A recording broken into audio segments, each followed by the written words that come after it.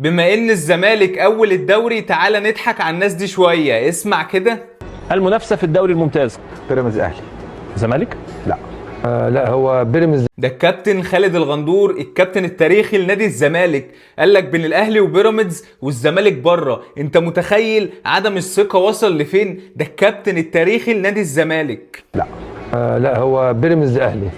هل الزمالك عصام الحضري بيراميدز اهلي، كله مستبعد الزمالك من الاول خالص. يقدر ان هو يستمر في المنافسه على بطوله الدوري بالشكل ده؟ لا.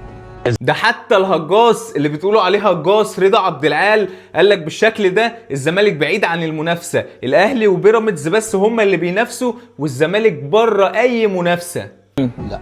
الزمالك السنه دي هينافس على البطوله؟ لا. الزمالك مش هيعمل حاجه السنه دي.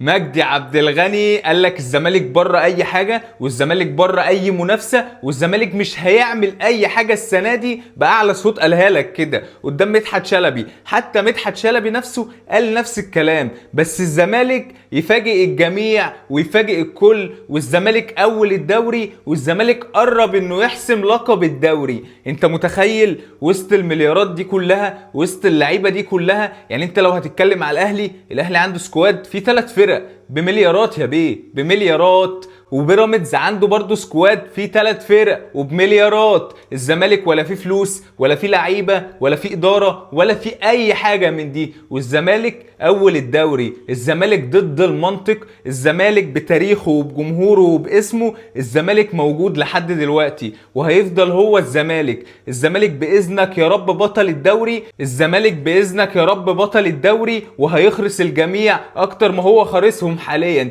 يعني انت شفت الناس كانت بتتكلم ازاي؟ خالد الغندور قال لك الزمالك بره المنافسه، ده الكابتن التاريخي لنادي الزمالك. انت متخيل ومدرك؟ وبعد كده مجدي عبد الغني، وبعد كده سيف زاهر، وبعد كده عصام الحضري، وبعد كده مدحت شلبي، كله قال لك الزمالك بره المنافسه، والزمالك فاجئ الجميع. الزمالك هو الزمالك.